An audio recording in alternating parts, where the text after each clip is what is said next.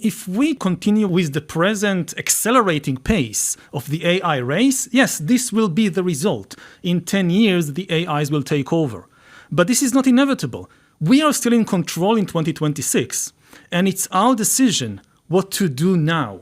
And that's crucial. Everybody realizes this is very dangerous to give AI control of finance, to give AI control of war. But everybody, like Elon Musk, are telling us, but this is inevitable. What do you want from me? I'm just the richest person in the world, in charge of one of the biggest AI corporations in the world. What can I do? The narrative of inevitability is a narrative of having no responsibility. What really struck me about the conversation you had with Elon Musk is a kind of contradiction, because he says in 10 years, AI will take over the world, and then he worries so much about Muslim immigration causing civil war in Britain in 20 years. This doesn't make sense. If the AIs take over the planet in 10 years, why do you care so much about things that will have an effect when we have no idea what the planet will be like? Similarly, he gave another prediction, I think equally important, that money will disappear in 10 years. And I think he is correct, because the AIs will take over the financial system. And then he cuts US aid to Africa because he wants to save money. And again, at one point he says the solution for mass unemployment, because AI will take the jobs, will be for the government to just issue checks for everybody. And when you pushed back and said, what about inflation? He says there won't be inflation. There'll be deflation, because there'll be so much more products and services produced by AI. If this is the case, why do you need to save money today? The financial history of the world is the history of how humans invent more and more sophisticated financial devices in order to build trust between themselves. Money, in essence, is a very creative, imaginative way to build trust between strangers. I go to the market, I meet a stranger that I never met in my life. I give her a piece of worthless gold, because you can't eat or wear gold, it's worthless, or a piece of paper, and she trusts it, and because of that, she gives me bread. Now, the financial inventions of humankind became more and more sophisticated, so that today, very few people understand the financial system. You need to understand enormous amounts of data and very complex mathematical functions to understand the bond market. Mm-hmm. Now, this is something our brain struggles with. For AIs, it's easy. So increasingly, humans will give AIs control of financial decisions. AIs will come up with new financial devices far more sophisticated than bonds and stocks. And we will not be able to understand it anymore, just as cows don't understand checks or stocks, even though these things control their lives. Will it be all that different to the financial system today? We still have some humans who hopefully understand what is happening in the financial system. And the human brain is still the kind of boundary of where the financial system can develop. But in 10 years, when we have entrusted AIs with the financial system, no human on the planet, like there is a financial crash, and advisors are running to the president or the prime minister and saying the market is collapsing. We don't understand why. We know we have to do something. The AI said do X. We have no idea why the AI said do X, but we just have to believe it because we don't understand what's happening. But won't there in that case be a massive loss of trust in the financial system? That you would have, in some sense, what you had in 2007 and 2008 on steroids, that you would have a loss of, and this whole sort of figment of the financial system would fall apart? That's the key question. I mean, the most important asset in the world is trust. It's more important than oil or money or electricity or chips or anything else, trust. And the question is, what will happen to trust? One likely scenario is that trust will migrate from humans to AIs. People will stop to trust other humans and will instead trust only AIs. We already see it happening in the financial system with cryptocurrencies. Not all cryptocurrencies, but a lot of them are based on this thinking that I don't believe these human bankers, they are part of the deep state, the elite, the whatever, but I do trust the algorithms that run cryptocurrencies, because cryptocurrencies are basically AI money. Similar thing is happening with the media. I watched the interview with Elon Musk with all the talk about how people hate the media and love journalists. And he's correct.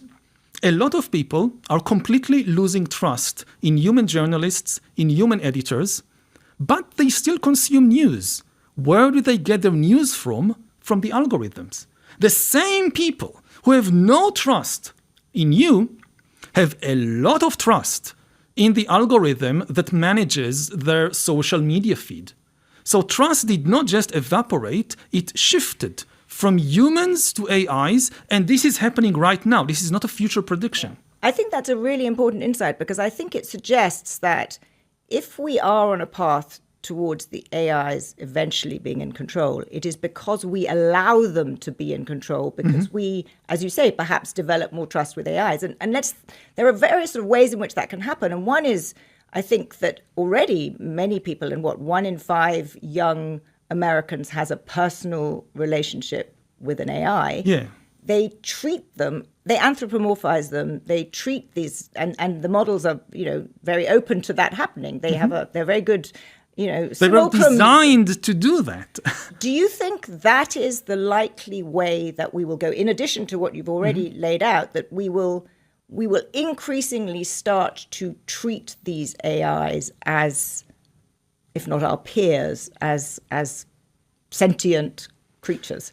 Again, there are an increasing number of people who have not just AI friends, but AI boyfriends and girlfriends, and are convinced that these are sentient, conscious, feeling entities. Now, trust, there are many ways to build trust. The most powerful way is through relationship.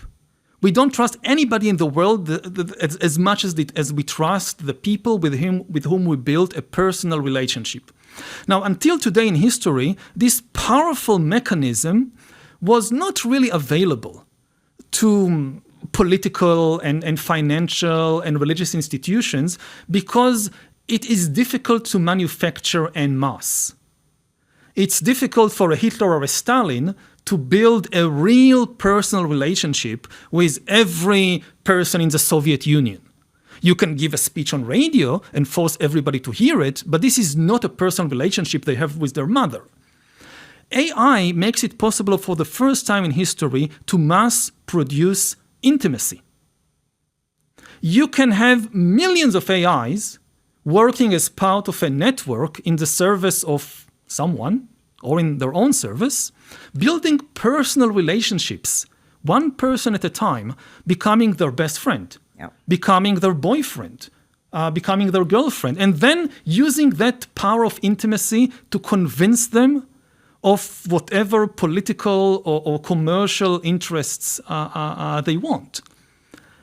So then the question, and presumably that becomes much easier when the AIs are embodied in humanoid robots. It's already happening now without a body. So just imagine if you also add body into the mix. But again, we don't really even need the body. We already see it happening right now. And the AIs are just becoming so good at relationships because they accumulate enormous amounts of information about us individually. So they know things about us that we forgot, or that our mother or husband never even knew. And they master language, which is the main medium for communication and building relationships. I just had a couple of incidents in the last 2 weeks. People that are now AI fakes of me giving lectures and doing interviews about something like that. Are they as good as you? They're extremely good. So a couple of people sent me the same video, 30 minutes long lecture that I supposedly gave about the future. And with complaints about, you said this and you said that, and I kind of scratched my head. I don't remember saying these things. So they sent me the video, and I opened it, and it took me a minute and a half a minute and a half to conclude this isn't me. Now, my sisters sent me this video. My sisters know me for 50 years. And they felt something was off, but they weren't sure. They said, is this you? And it took me a minute and a half. So now I'm in an exposed position because there is so much of me online already. So the AI, it's easy for the AI to know how I sound and what are ideas I talk about. But this will soon be coming for everybody. We don't know how fast AI the AI development is progressing, but it is accelerating tremendously. By November 2028, we might have crossed some critical thresholds. So, again, I don't want to tell people who to vote for because I don't know the specific candidates in each, Senate district. But the crucial questions to ask the potential candidates, much more than you ask them about the economy or immigration or foreign policy, what's your stance on AI? Would you support a ban on legal rights for AIs? Would you try to slow down the accelerating pace of AIs? What do you think about companies selling AI boyfriends to 10-year-old kids? How are you going to legally prevent it if we vote for you? This is now the crucial time to ask these questions because it might be too late by 2028. It will certainly be too late by 2036. So let's talk about those and let's talk about exactly what has to happen right now. You mentioned 4 things that you wish would be discussed in the November midterms. What would be top of the list? What are the most urgent things that politicians have to decide right now for it not to be too late, as you say? I don't know what is the most urgent. The things that come top of my mind to me, a ban on AI personhood and a ban on AI mimicking, impersonating, pretending to be human beings or pretending to be conscious.